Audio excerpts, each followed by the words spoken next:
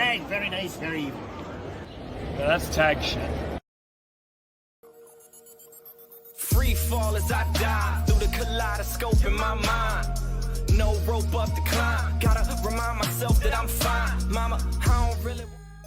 What is happening? Now, of course, you see that this is all solo dolo. You don't see me and my compatriots all together like we normally are when we're running these reviews and recaps, but they're busy. So I decided to go ahead and run this NXT recap and review myself. Now, normally we would do it probably the day after or the night of, but seeing as how NXT did kind of roll around very quickly, it's probably our fault because we waited to record this shit. But either way, we decided to go ahead and do a recap of one deadline, as well as check out the aftermath on NXT TV.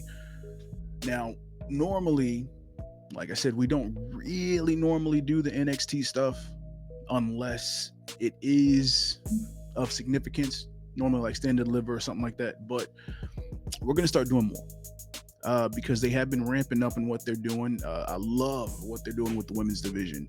And I think it's important that we do kind of cover this stuff because usually around this time, they end up rolling out a lot of people being moved up to the main roster. And I think it's important that we do get back to check in their come up like we used to do, because a lot of you that have watched us knows that, you know, we all love NXT Black and Gold. Now, Scoot religiously was on 2.0. He religiously watches it now and he handles that. But I think as a collective, we need to start doing that more to pay more attention to what's going on, especially with the amount of talent that's been rolling in to NXT as of late. But yeah, I think it opened my eyes, especially with Deadline. Deadline did give me a refresher / reminder as to what was being missed when we did watch Black and Gold. It's starting to get back to that, at least the feel of it. There are certain things that's going on that is a bit cheesy, for lack of a better term, but I think that there are a lot of pockets of good that are coming out of it once they start to revamp a few things. And I think with the move to CW, I believe that it's going to do a lot of beneficial positives for NXT as a whole, because I think once you have that basic television network TV stuff going on, where you have a lot more eyes that can actually just tune into it, as a passing glance, you start to get more of the necessary things being put on TV or being highlighted more than a lot of the, hey, let's go ahead and just throw something out there and see what sticks type of thing. So and hopefully for the better, because I mean, we have seen where, let's go ahead and put what's working for the people on TV and then pushing that ad nauseum. So we'll see where things kind of land after about a few months of NXT being on CW. But first and foremost, we do have to kind of jump into Deadline, and I'm going to do this thing where I jump into Deadline and talk about the matches, but I'm also going to, along with that, talk about the aftermath of said thing with NXT within NXT TV. So we're going to, instead of us doing the full Deadline review, we're going to break it up along the way, so that way it's not, we're not breaking up everything and making it seem like, oh yeah, not important. Anyway, so first up, we had the men's Iron Survivor match. Now, first thing I do want to state is that I don't know if I said this or somebody else said this before, but I love this concept, and I'm glad that this concept has not been put or implemented into the main roster the same way that War Games has been, because I think that if you did put this concept of a match into the main roster, it would be used in a way, the way that War Games is being used continuously every year, just for the sake of it being used. But I do like this for both the men and the women. So with the men's, kind of it started off paint by the numbers with Javon Evans and Wesley. It did seem a little slow in the beginning, and I think that was by design. I think because they wanted to save their tanks, because they both can go, but it definitely seemed noticeably slow, and I think that's where I kind of had the problem. But I'm bringing this up not to go over the whole match, but to really just highlight what transpired after this, because my pick to win this was Wesley. I think it made the most sense. I think it was more or less the obvious pick, to be perfectly honest. And even when we did our predictions on it, we all pretty much picked Wesley to win. Well, aside from Jaeger picked Javon Evans. I can see why he did that, but it wouldn't have been my call. But yeah, I think that with Wesley turning heel, I think this was kind of the direction he needed to go, because I've touted him for so long, even when he was with MSK, when they had that little split, and when he got the North American Championship, and he still, by far, in my opinion, still is the greatest North American champion of all time at this point. I think it would have been a natural transition to go up to the NXT Championship, and for him to either contend for it or to potentially win it, which I believe that he will at some point if they do it right. But it made sense to put him in that picture right now. Him being a heel with good old Trick Willie being a face, and having that be a feud that can be pushed. Now, I of course wouldn't expect him to win, this soon, but I would think that it would be something where it would either be a multi-man match, or if they, did the feud and pushed it nicely up until Stand and Deliver, that could be the way that you would go. But, they didn't pull the trigger. They decided to go with Obafemi. Cool. I think with the whole Javon Evans and Wesley feud that they have pushing right now, or continuing rather, I think it's a good way to go for Javon Evans. I don't know how well it is for Wesley to go this way, because I think he needs to be in something significant. Because before, I was the person that thought that he would be the perfect person to dethrone Obafemi, with his heel turn, to basically take the title off of Obafemi after he lost as a face. I figured that if he had that edge and decided to, cut corners to beat Obafemi, it would make sense. But, they didn't go that route, and that's fine. That's fine. I do think that Obafemi is not going to go over on good old Trick Willie, because I don't see it. I do think that Eddie Thorne is going to play a part in that, judging by what we saw on NXT last night.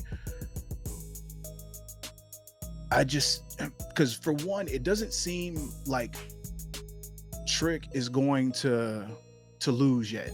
I just don't see. I don't know who's going to take it off of him, but I don't see him losing that title just yet. And I also don't see Obafemi winning the NXT Championship just yet. I personally believe that Trick does need to go up to the main roster. It's not the fact that he's not good. It's just that him being NXT champion isn't doing it for me. For me, he seems to be somebody where I would slot him where a Jey Uso is, where he seems to be, just that fan favorite. He's up there and he's perfect for the mid card. That's not to say that he wouldn't be at some point good for, the world title picture. I just think as a character and for where he's at right now, it would be a perfect slot for him to be a good utility player right now on the main roster, just based on the overall package, and there's one thing with that too, especially when it comes to, and I noticed it last night, NXT, both the show in some aspects and some people with promos, there is a huge pacing issue.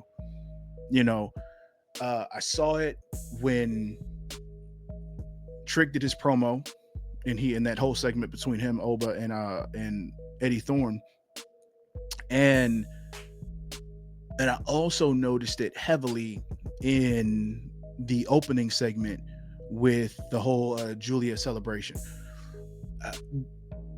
There's a lot of it, and I get, of course, it is development, but at the same time, even when you think about Black and Gold, and I know the comparison, I've made it plenty of times between Black and Gold 2.0 and even now, it's Black and Gold.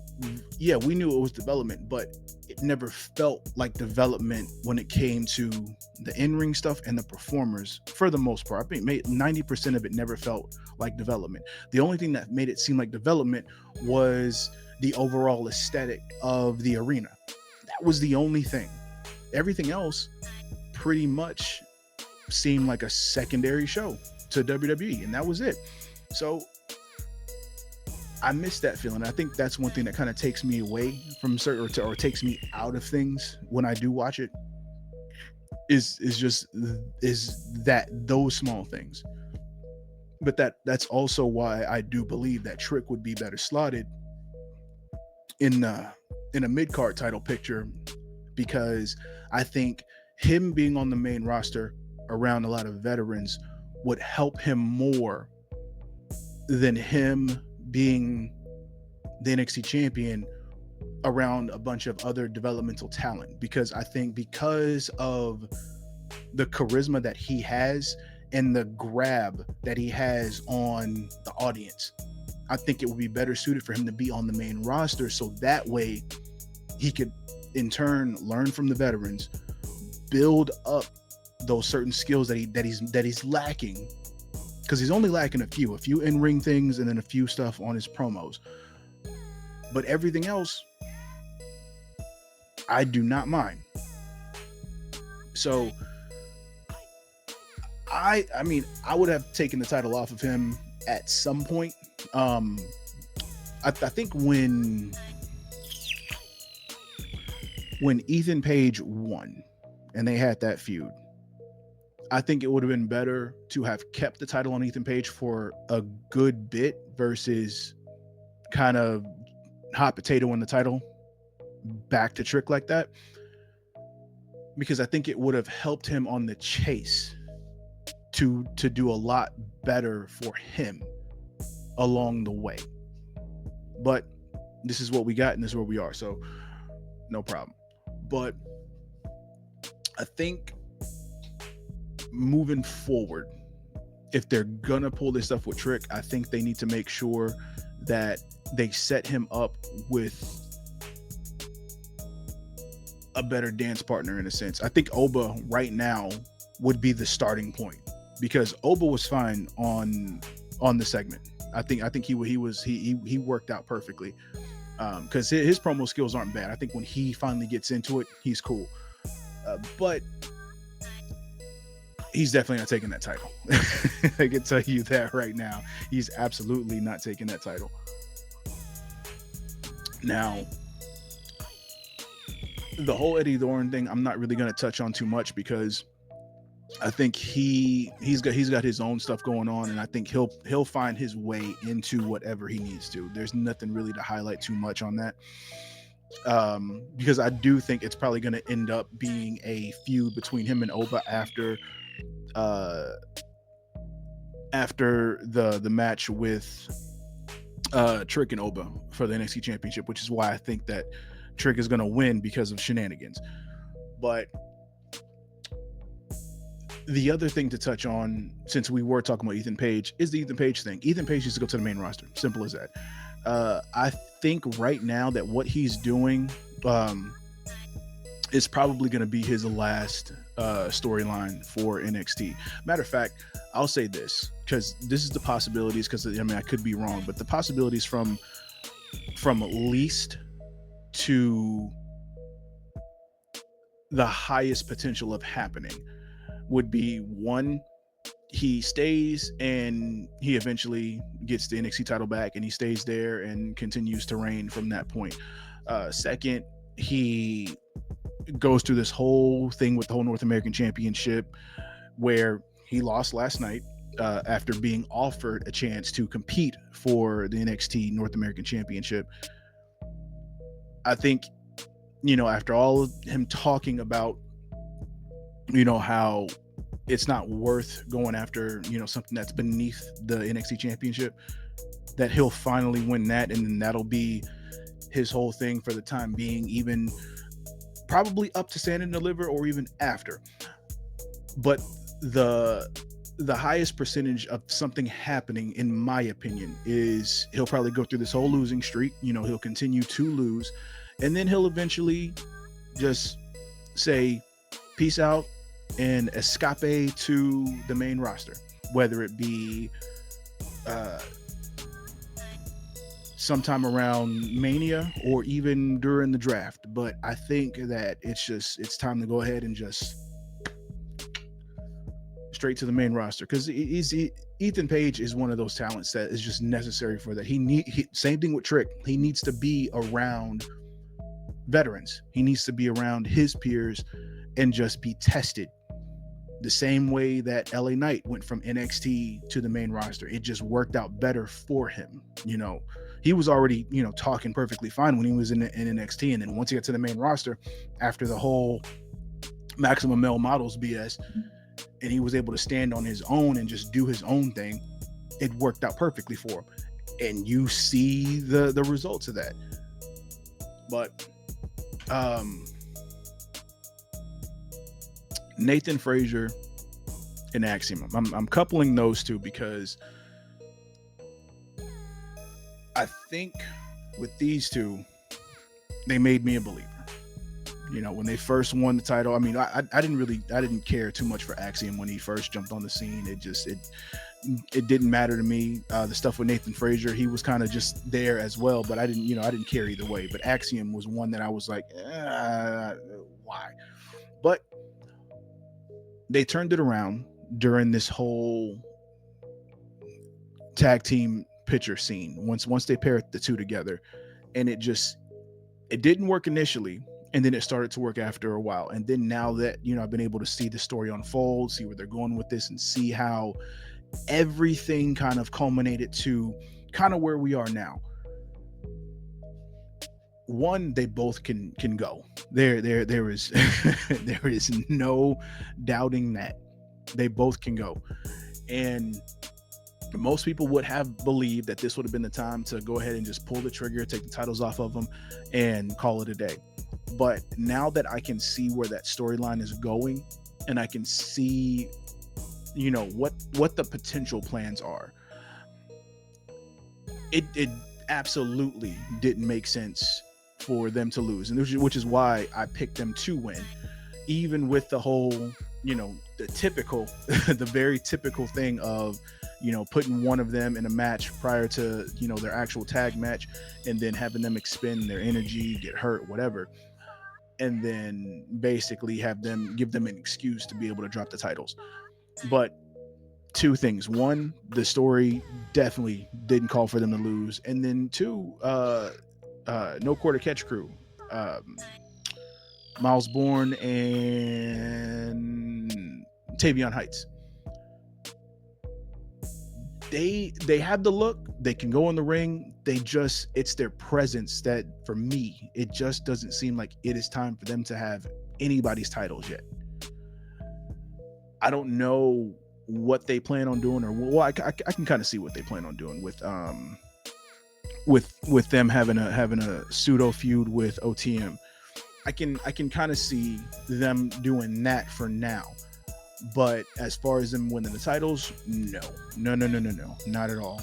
The match was fantastic. I enjoyed that match. I think every match on this card was very much enjoyable.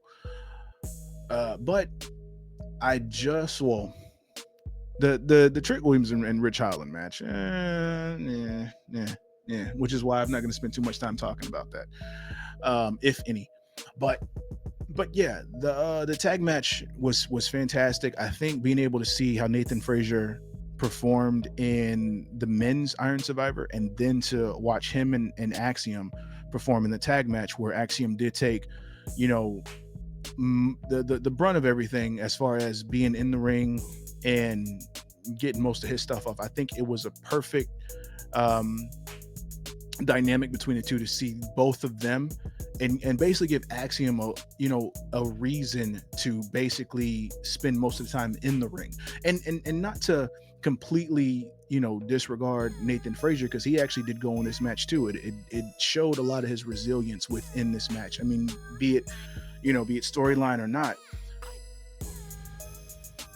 it was something to be able to watch both of these two and be able to see them show what they'll be able to do once they get the whole revamping of the roster, like they usually do, in Mania season. Because what happens, you get a lot of people that go up, and then you get a reset of the standings in the roster. You see this person goes up to the world title picture, or this person gets pushed to the mid card, this person goes here, this person goes there, and you start to see who we're going to be looking at as far as the faces of the company, for the foreseeable future, whether it be a few months, whether it be for that year, whether it be for a couple years. But either way, you're able to kind of survey the landscape and see where things are going from that point.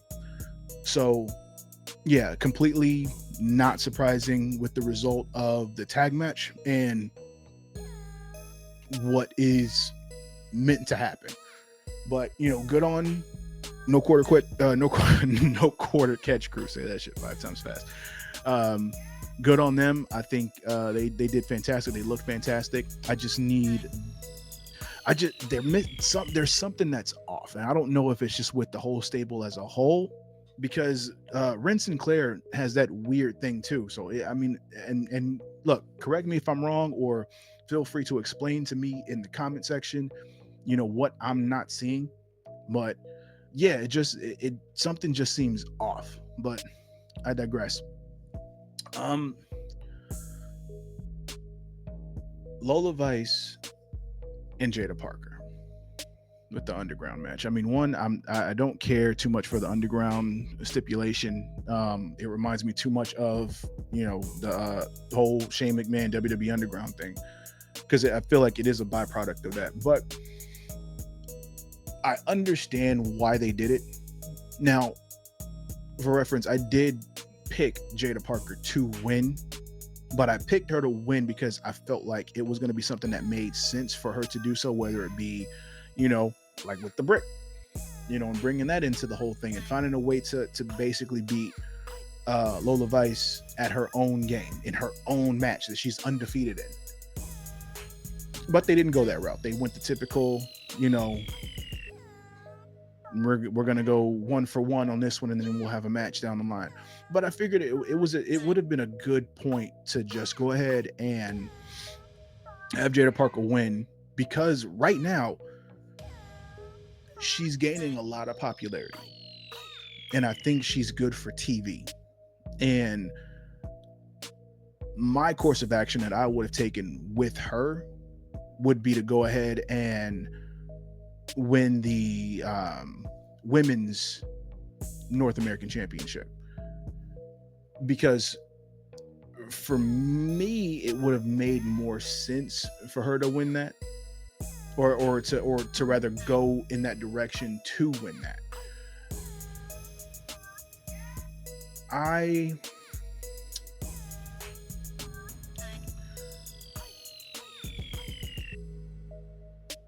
I personally don't see much going on with the North American, with the women's North American Championship, because right now it does seem pretty bland. It seems bland now. I don't want to say that it seemed bland before, because with Kalani Jordan, it seemed like the right person to have that title, because it's like I don't want to say underdog, but I want to say like she seemed like the type of fan favorite, the type of babyface that you pull for every time. She seems like the typical babyface that should have something like that. And then when you put it on Fallon Henley, you would think that would be something that you would. Fallon Henley as a face probably would have made sense for me to do that, to make that transition from, Kalani Jordan to Fallon Henley. But once she joined the what is the name? Because it's Great Value Toxic Attraction. What's the name? Is it the Fatal Influence? Fatal Influence.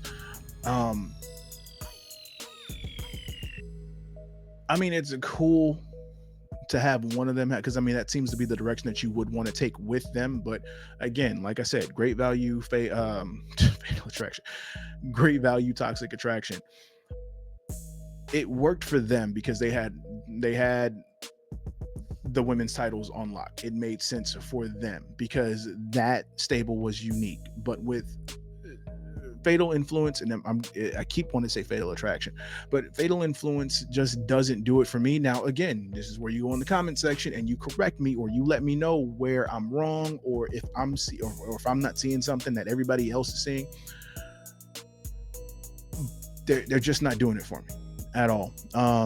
It would have made more sense for JC Jane, because I mean, I guess she would be the perceived leader of Fatal Influence, but they didn't go that route, and it doesn't seem like Fallon Henley is doing anything with the title. So it would make sense, as far as from what I was looking at, if you take a Jada Parker and you put her in a position where she's feuding for that title, and then she wins it after beating Lola Vice. It's like, I've finished this battle. I'm done with her. We're moving past that.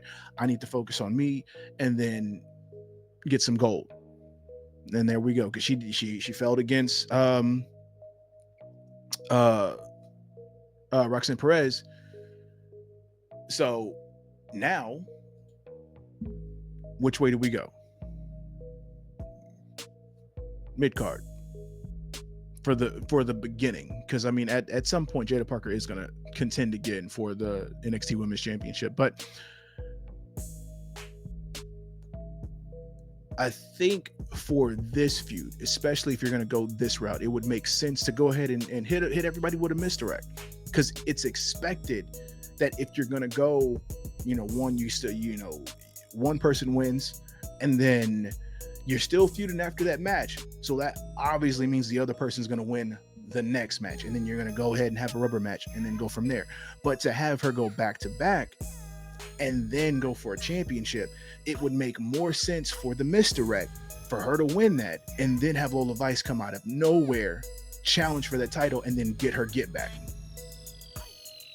And then now you have a fresh feud from a previous feud that you can start up again, and now you're building both of them up with the title, because Lola Vice needs it, because she's not doing it for me.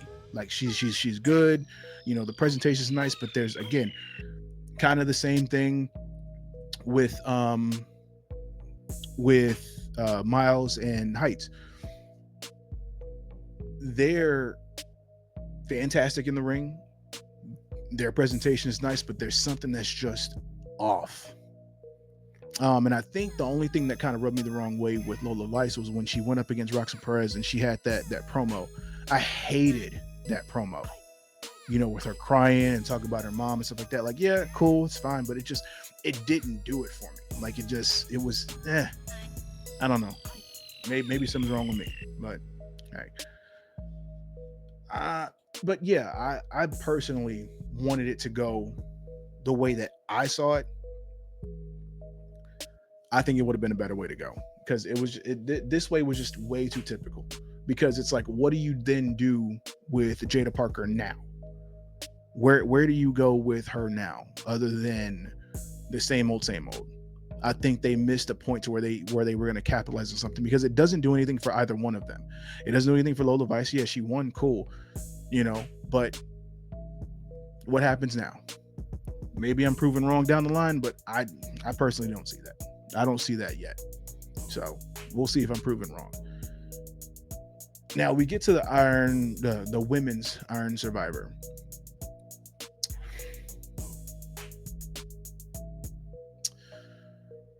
it was no surprise to me that Julia was going to win.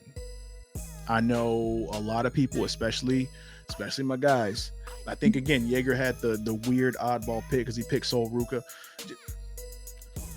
Shout out to the Soul Snatcher. That move itself is just fantastic, and the way that she's gotten to so comfortable with it to where she's able to just almost hit it anywhere.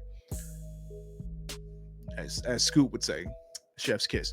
But yeah, it was no surprise that she was going to win. I know a lot of people had picked. Sorry, I veered off with the whole Sol Ruka stuff, but yeah, a lot of people picked Stephanie Vacar to win. That would be the smart way to go, but I think they're actually understanding the route that this needs to take. Julia is the person that needs to dethrone Perez for sure. And I think they're going to do it sooner rather than later. Spoiler alert for my picks for New Year's Evil. There we go. I think it just makes sense, you know, because Roxanne Perez is definitely geared to go to the main roster sooner rather than later, whether it be for Netflix when that rolls around, or if it's after Mania season. She's absolutely going there within the next 6 months for sure. There's no question in my mind. And I don't think the money is for Roxanne Perez to be in any woman's main event unless it's a multi-woman main event for or not main event, multi-woman match for Stand and Deliver. That's the only way that I can see that happening, because personally my money would be on having a feud between Julia and Stephanie Vacar for the women's NXT championship match for Stand and Deliver, because I think that they've been teasing that and operating in a very nice square with these two, because their interactions that they have, you know, of course it's based on a bunch of respect between the two, and the way that they have them interact is fantastic. Like, it's not too much, not too little. They just right there, and they tease you just enough to make you want more. So I think that that'll be the feud going into Stand and Deliver. Hopefully they do it off of a respect thing, where that, like, they just know that this is the way that they're going to go, and it's not a blood feud in any way, shape, or form.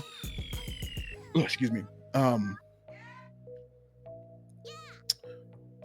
With the way that things are going right now, I can see Cora and Stephanie having their match at New Year's Evil or at some point around there to kind of keep them busy. And then I can see Julia taking the title off of Roxanne Perez, and then going from there to being interchangeable, whether it be a multi-woman match up until the point. But I think, you know, we're so close to Mania season as well that they have quite a bit to keep them occupied up until Mania, to where they don't need to have Julia and Stephanie interact much to where it would mess up anything. So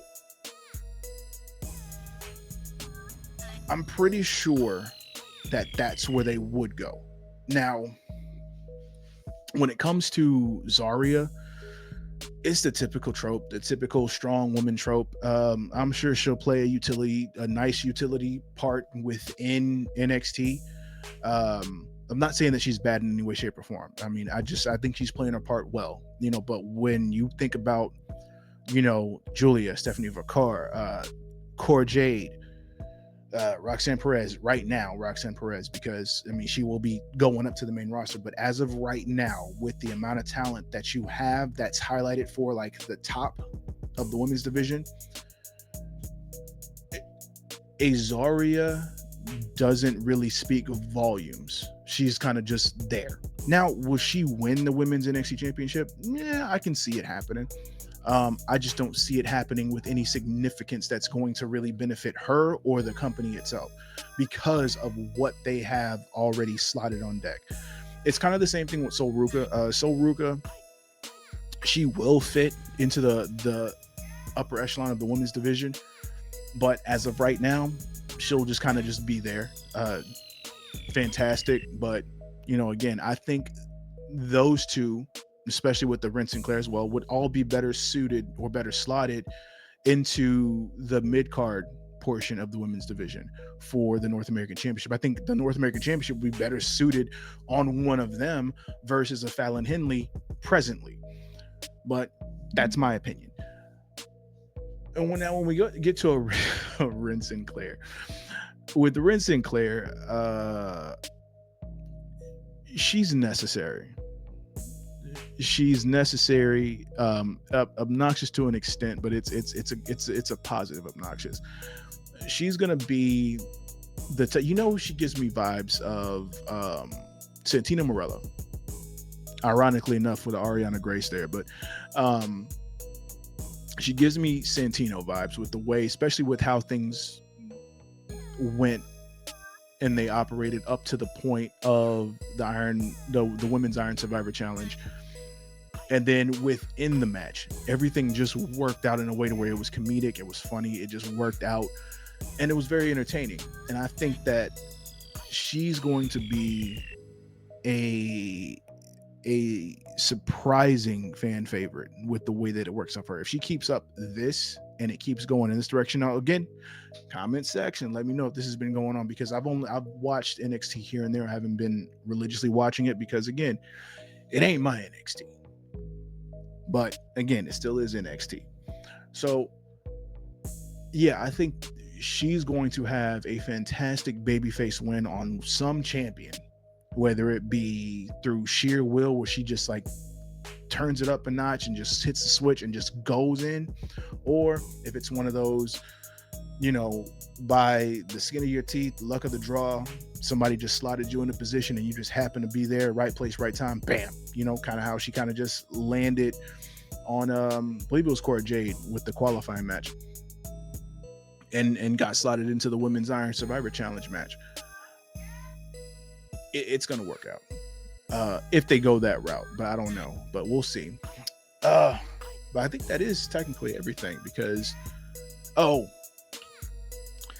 Shotzi returning, I'm here for it. I was asking myself where she was during this whole time, because we had all these releases and then she was nowhere to be found on TV, and it did surprise me that that's where she decided to turn up at. But I'm not surprised in the overall picture, because I think it makes sense for her to go there and ramp things up and then make her way back to the main roster. Because I think at some point, if she does stay there, and if this isn't like some one-off or feud or whatever, I think if she does stay down there, at some point she could either win the women's NXT championship or the women's North American championship. But we'll have to see how she is in the ring, if she's gotten a little bit better, because I do think Shotzi herself deserves it. You know, she's been